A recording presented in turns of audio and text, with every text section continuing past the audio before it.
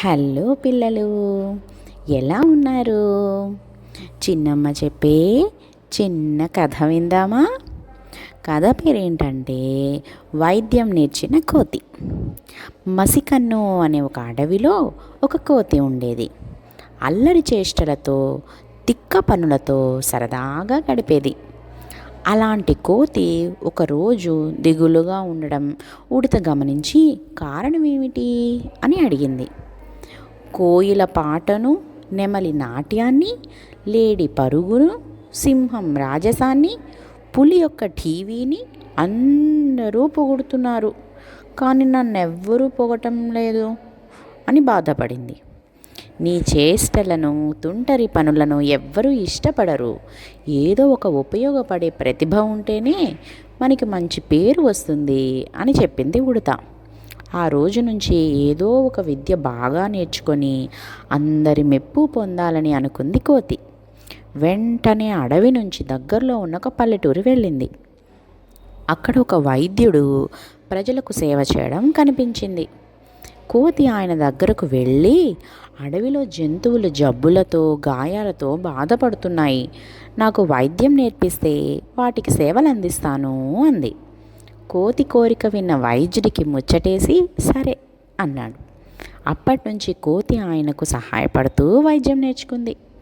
కొన్ని రోజుల తర్వాత వైద్యుడి అనుమతి తీసుకొని అది అడవికి వెళ్ళింది. కనిపించకుండా పోయిన కోతి తిరిగి రావడంతో జంతువులన్నీ చుట్టూ చేరి ఎక్కడికి వెళ్ళావు, ఎలాగున్నావు అంటూ ప్రశ్నలతో ఉక్కిరి బిక్కిరి చేశాయి. తాను వైద్యం నేర్చుకున్న విషయం చెప్పడంతో జంతువులు సంతోషించాయి. తరువాత కోతి అడవిలో తిరిగి వైద్యానికి అవసరమైన మూలికలు సేకరించుకుంది. ఆహారం జీర్ణం కావడం లేదని గుర్రం, దంతం నొప్పిగా ఉందని ఏనుగు, కాలికి గాయమైందని జింక, కుందేలు, ఇలా ఒక్కొక్కటిగా రకరకాల జంతువులు కోతి దగ్గరకు వరుస కట్టాయి. వైద్యం పొందిన తరువాత నమస్కరిస్తూ దాని సేవలను పొగుడుతూ కృతజ్ఞతలు చెబుతున్నాయి. కోతికి ఇప్పుడు ప్రశంసల కంటే తాను చేస్తున్న సేవే ఎక్కువ సంతృప్తినిస్తుంది. ఎంతో కష్టపడి పట్టుదలగా కృషి చేసి నేర్చుకున్న ప్రతిభతోనే ఘనత లభిస్తుంది. ఆ విద్య ఇతరులకు ఉపయోగపడితే అంతకు మించిన ప్రశాంతత ఇంకెక్కడా ఉండవు అని మనసులో అనుకుంది కోతి. తనలో ఈ మార్పునకు కారణమైన ఉడతకు ప్రత్యేకంగా కృతజ్ఞతలు చెప్పుకుంది.